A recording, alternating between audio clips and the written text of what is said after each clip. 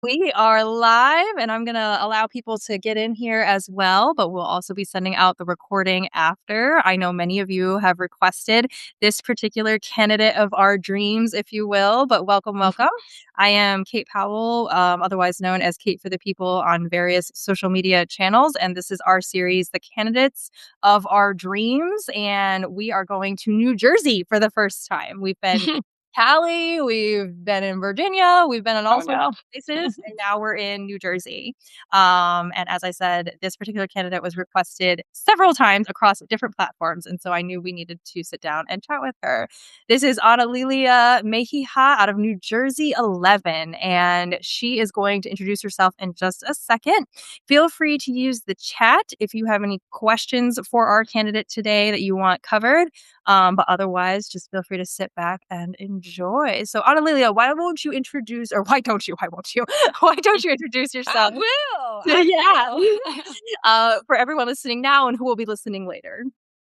So my name's Analilia Mejia. I am an organizer from New Jersey with 25 years experience who, like many Americans in this moment, I've been horrified about what I've been watching. But I have the, misfortune that I know how the sausage gets made. I've been in this game for 25 years. Over this time, I have pretty much advised every level of government, from school board races to presidential races. I have worked for state government, for federal government. I've worked with community organizations to lobby on behalf of working class people. I've gone toe to toe with the National Restaurant Association or the Business Association in my state. And here is what I've learned. Big money has a stranglehold in our economy. Big money has a stranglehold on our democracy. They have a tendency to try to buy elections, either by these corporate PAC dollars that they dangle in front of potential candidates, or by essentially the fact that they have been defined to be people under Citizens United, that they could spend endless money on our races, on our elections. And here's what it means to you. Elected officials end up making decisions based on those corporations and those interests before they ever get to thinking about you. And in this moment where literally our nation, our democracy is on fire, the idea of allowing the same old status quo, the same old Jersey machine, the same old political cronyism go to Congress when what we need are fighters, what we need are organizers, was just too much for me. So I jumped into this race just 6 weeks ago, maybe 7. It's insane. But I jumped in knowing that people power can always beat, or most times could beat, money.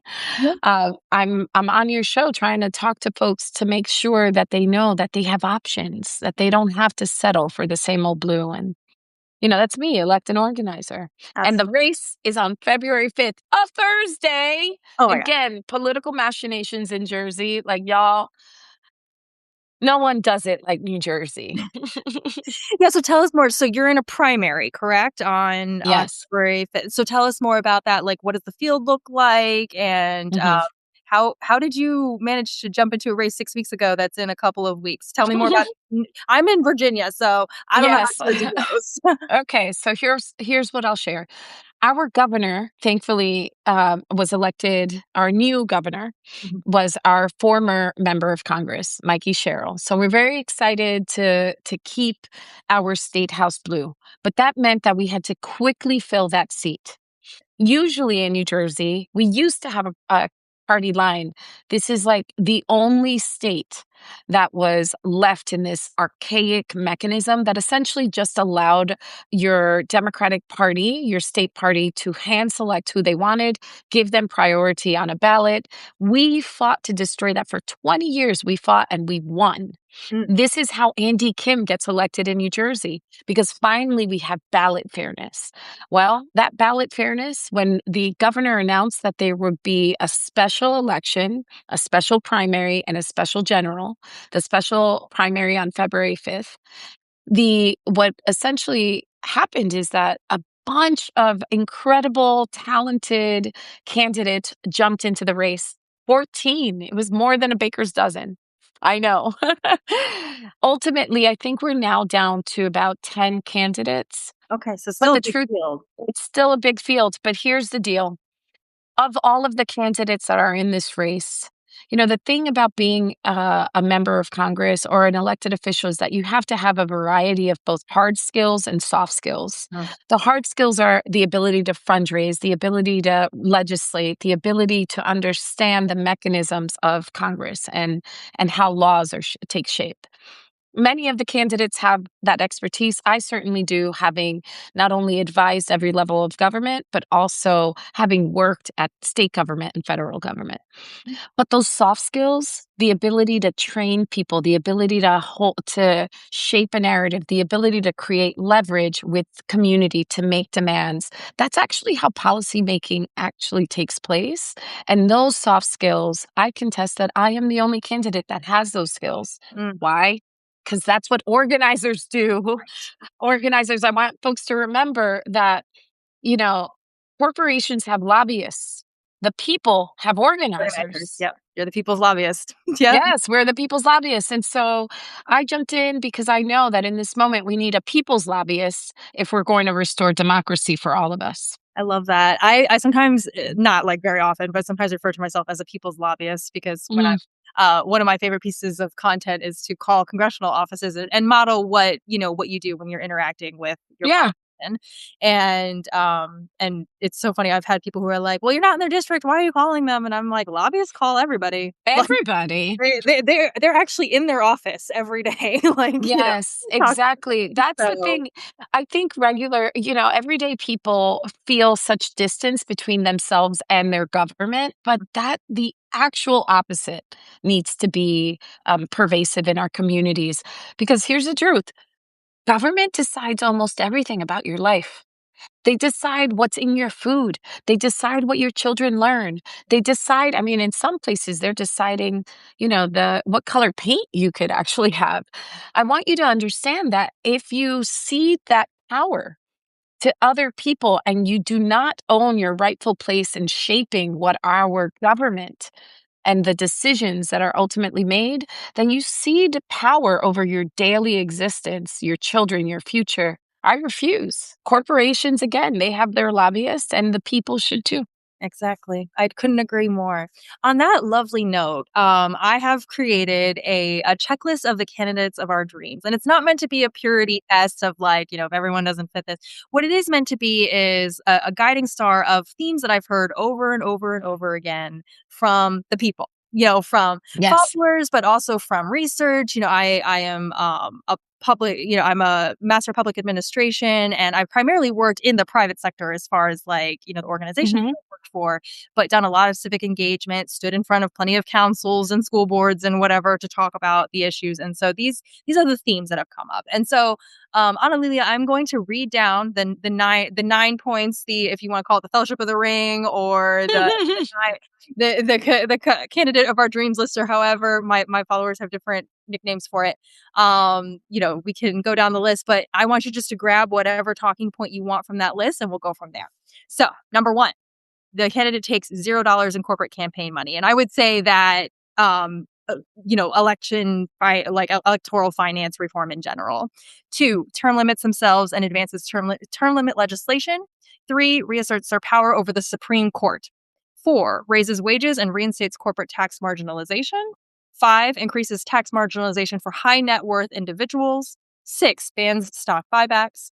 Seven, invests in a robust, nimble, and strategic administrative state. Eight, advances universal health care and education. And finally, nine, commits to multilateral, non interventionist foreign policy. Grab whatever you want to grab from there and let's Well, talk about what you're into. I mean, I'll say check, check, check, check, check, check, check. Oh my gosh, let's go. All right, so here's how I'll tackle this question. First of all, everything you listed out is some common sense reform. And again, what we are experiencing in this moment, but also how our democracy has worked best, is when you have this balance of power and where regular people are important to their representatives. I mean, you're electing people to Congress and to office to represent you. And yet all of these other mechanisms get in the way. So here's what I'll say about, how I'll smush your list and share my perspective. Yeah. I believe that American democracy is essentially broken because big money has captured it. Right? You have the truth is that big money controls elected officials. Big money is corrupting our courts. Yep. Big money is trying to buy elections or subvert them through this outsized influence that Citizens United has created. And they all do it. You have to ask yourself why. Well, they do it so that they have less guardrails, less accountability, less oversight, so that they can have as much explosive gain as possible. I often share with people that, the thing to understand is that an oligarch is quite simply a corporate interest that has gotten a taste from stealing from the people. Right. And they want to keep the grift going. And the thing that stands between them and full riches is you. Right. And an authoritarian is just a corrupt politician who has gotten a taste from stealing from the people. And they want to keep the grift going. And the thing standing between them and that is you. Right. And so if we are going to reclaim our democracy, we have to see, it's like I ascribe to this theory of what's the one thing that if I chipped away at that, it kind of sets off the domino effect that I need towards justice. Mm-hmm. So I would be, when elected to Congress, here's where I'm at. I would take zero corporate PAC dollars because I don't want them to own me. My whole tagline is Unbought and Unbossed. Mm-hmm.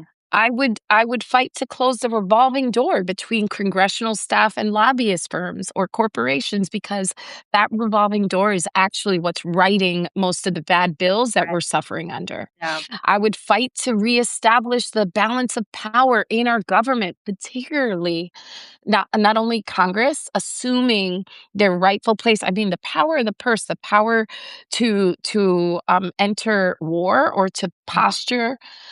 This has been usurped by the executive, flipping that three-legged stool. But Right. also, our Supreme Court is running amok. It's been captured by ideological extremists, and Mm-hmm. so we either who are unethical. So we need to instill ethics reform. We need to consider term limits. We need to ensure that we actually impeach or oust any corrupt representative, member of Congress, president, and the Supreme Court, because they represent us. Absolutely. The other thing I would say, we need to ban stock trading, because members of Congress, including one of my opponents, are accused of essentially trading in stocks that they're for companies that they're supposed to represent. And, again, I said before, the reason why corporations fight tooth and nails because they don't like regulation. Why don't they like regulation? Because it means taxes and less, like I said, regulation informed people stand between them and their full avarice. I don't know if you know, but 3 companies, if your listeners know, 3 companies essentially manipulate, have a stranglehold in our economy. BlackRock, Vanguard, and State Street. Mm-hmm. They own majority shares on 95% of S&P 500 corporations. Right. Right. So why is the price of eggs going up? Why is gasoline or health insurance or anything increasingly unaffordable? Because they've bought elections, they've bought politicians, they've bought off, they pay off, they facilitate their lobbyists have open door policies, and all the while regular people are saying, "Oh, I don't talk about politics. Right. I don't talk about. I want to check out." Well, we've just given a free check. And the last thing I'll say is that the combination, oligarchs are bad enough. Authoritarians are bad enough. But when they combine, they don't have love for democracy. They'll trade democracy for a higher stock price. What does that mean to us? It should mean everything. I mean, the only way that we restore equity is by fighting that stranglehold, and everything. So much of what you named and what I'm sharing now is really about just untethering ourselves from this stranglehold that big money has in everything, in Yeah. our economy, in our democracy, and in all. Yeah. When you started this interview talking about like my biggest problem is big money, I was like, yeah, but we're going to check off many of those things on this list here. Yes. In And fact, all. right, all of them, every single one. Well, because like even the last one, foreign policy, war is money. Money Yes. money is war. Like it's so I mean, this talk whole about yes. this whole thing that we're doing right now. I'm like, well, Yes. dollar signs everywhere. I mean, this is not a Yes. mystery. Um, Yes. I wanted to double click on something you said about, the other branches of government and kind of how they've gotten so out of pocket because when you have the combination of oligarch and authoritarian, this is what they do, right? They capture the courts Yes. so that the courts don't tell them that anything they're doing is wrong. They capture the executive who consolidates power. Like this is something that like history has taught us a million times. Yes. It's happened Um, multiple times. right, and I've heard so many times in pushbacks to the way that like you are and the way that myself are pushing back on this narrative of like the unitary executive theory and all this fan fiction that they've Hmm. come up with of well it's co-equal branches of government. And I have to push back on that theory just a little. I realize people say that all the time. There's only one branch of government that is mentioned in the other articles of Mm. the Constitution. When you read Article 2 and you read Article 3, we talk about Congress in Article 2 and in Article 3 of the Constitution. When you read Article 1, it doesn't talk about how the executive gets to come in and tell Congress what to do. It doesn't talk about the Supreme Court waltzing into the Capitol building and Hmm. this, that, and the other. It's like actually the one that is always providing the check to the other two branches. And you know It's why? Do you know why? Because it's it's the branch that represents the people. correct. Because this is the we the people Right, portion of our Constitution, of our democracy. Because right, think about it. Congress is a set number of representatives that get apportioned to to represent community. Bottom line. So that's where your power is. Some folks have asked me, why would you run? Why do mhm. you care so much about this seat? It's People a terrible seat. You have to run every 2 years. It's like so difficult to navigate. It's both, but here's the irony. It is both one of the most it's like the middle child yeah, of government. But the truth is this is the space in which you and I have power. yeah, It's the space where the regular common man has some leverage, has access, and has the ability to make demands to suit themselves much more than a Senate. Because again, in order to run for Senate, correct. that's a statewide race, or for governor, that's a statewide race. Municipal government is much smaller. Congress is Right, where a unit of community right. gets to assert themselves in we the people. Exactly. Yeah, that's why. Thank you. Oh my Oh, gosh. absolutely. I could nerd out all day on the Constitution because, since you opened the door on it, I want to say something to Say it. your listeners because this is critical and important. I often say members of Congress have two levers, but they underutilize the second.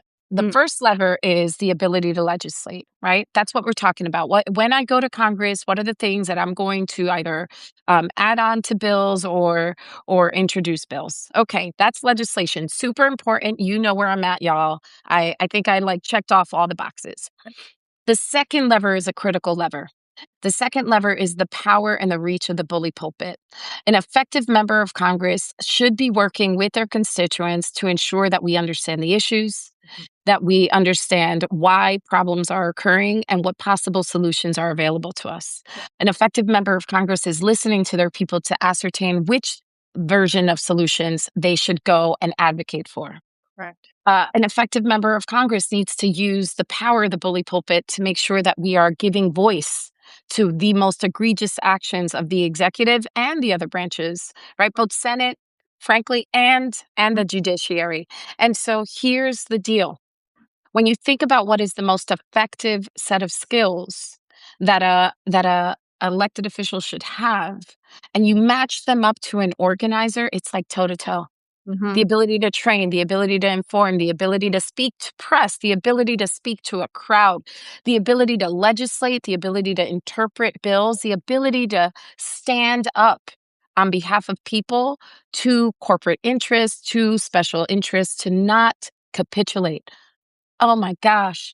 Think about how, good, bad, or ugly, how you feel about Obama. And there's, hindsight is 2020. Yeah. Or John Lewis again. Those two men were organizers. Correct. In these critical moments of history, like when we fought the tyranny and oppression of Jim Crow, Mhm. that was authoritarianism. How Mhm. did we get out of it?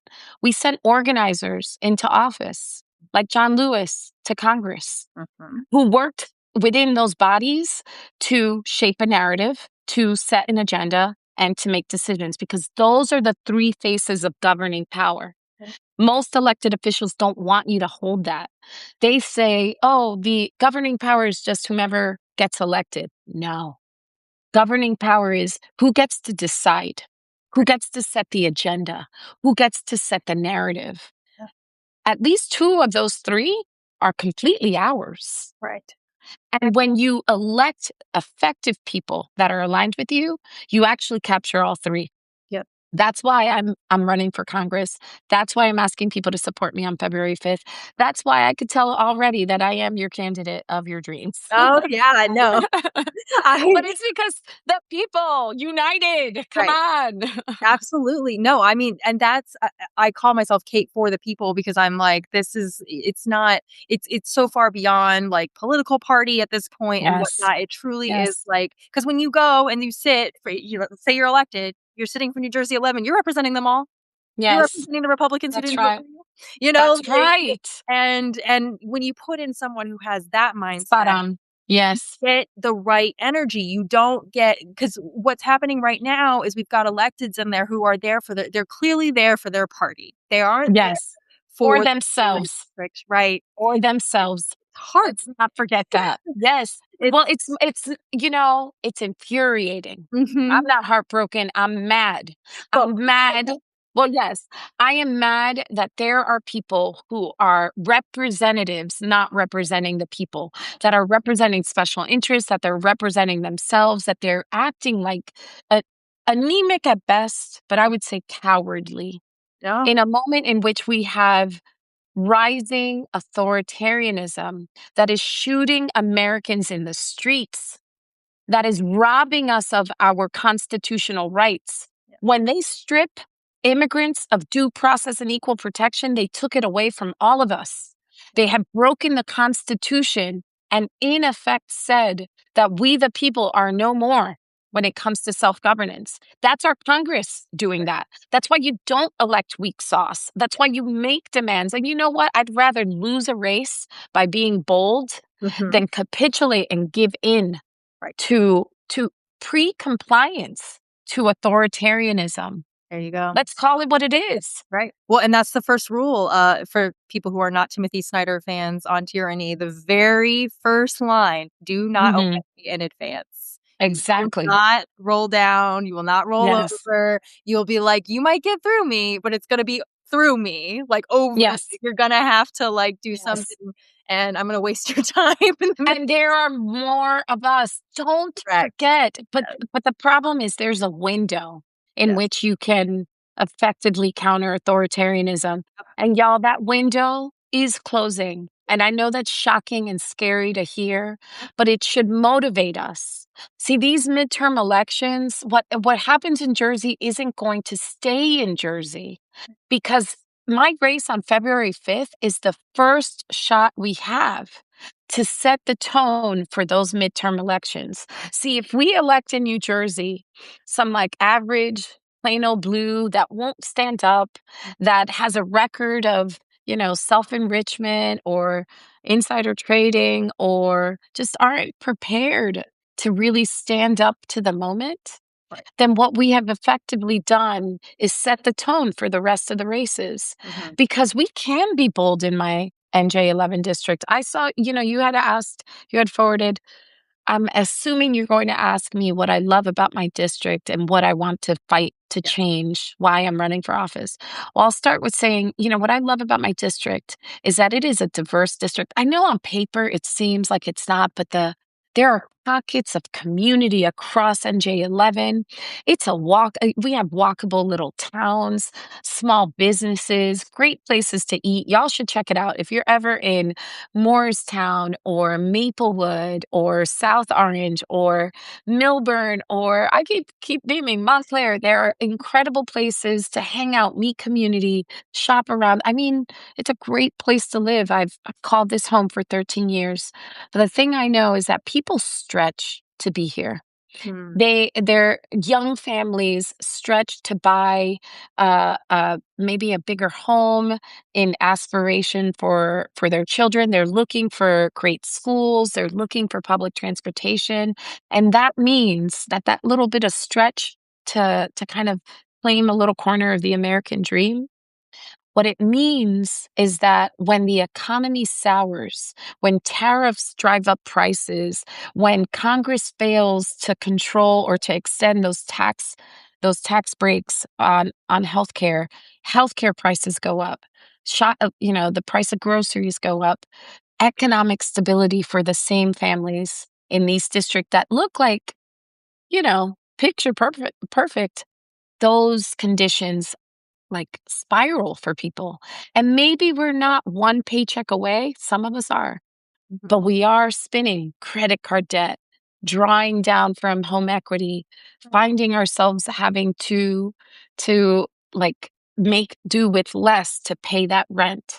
Yeah. And it doesn't have to be that way. Again, that consolidation of power, the corporate interests writing our laws instead of people, the capitulation of cowardly representatives, all of that is resulting in a rigged economy and a destroyed democracy. And our window to flip that really, like, these midterms matter so much, y'all. And we have to set the tone. So, irrespective of whether or not you're in Jersey or not, I invite you to check out my campaign, Analilia for NJ.com. You could learn more. And look, if you really want freedom, if you love freedom across these United States, I have to tell you, in this race or in this moment, shockingly enough, it starts in Jersey. So Mhm. I have I actually have a big funding deadline coming up when you air this. So y'all, if you like what you hear about this Jersey girl, chip in because together this is a national election, even though it's just happening in New Jersey. Absolutely. So yes, Analilia4NJ.com. When is your funding deadline? The 17th. Okay. So tomorrow midnight, y'all. Okay, so tomorrow. Please, we So can do this. perfect. We So can I do am this. going to send this out later this evening, and Beautiful. yeah. So please, I will put the link in the full write up with that. People I know can find you on socials everywhere on Yes. TikTok, Instagram, Facebook. I think I saw that you have a YouTube, all these kinds of things. So we'll definitely tag your things throughout. Um, I I'm gonna give you the magic wand real quick. I don't always do this. Mm, Magic wand, day one, you're elected. If you could just get past all the nonsense and have a piece of legislation to the president's desk that day, what is that mm. piece of legislation? What is the one that you're like, let's just do this right now? Oh man, there are so many, but I have to say, given what I hear, and just this morning, I spend the morning talking to voters, my neighbors, and folks at train stations. I have to say that actually I'm going to steal two. Because Beautiful. rising energy utility costs and the hardship of transportation is Mhm. really crushing families in my district. One, I don't know if folks know, every day in New Jersey, more than 200,000 New Jerseyans get on a train and cross over to the Hudson River. From my district, it is a large commuter zone. Okay. Our rail system, our public transportation system between New Jersey and New York, for example, into Manhattan, is over 100 years old. And so it's not a question of if it will fail, it's when it would fail. And given the impact that would have on our economy, on our well-being, on our connectivity, it is a huge problem.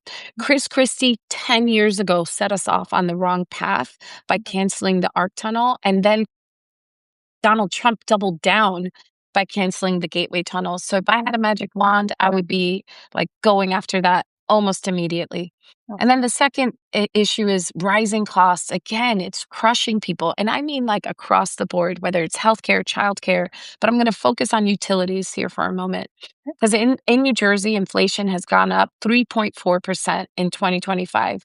That's higher than the national average of 2.7. So we are suffering in our state in a way that is actually destabilizing across the board. Housing costs went up by 4.8%, right? Again, in 2025. That is, again, a very huge, or forgiveness, in New Jersey, energy costs also went up 6.1%.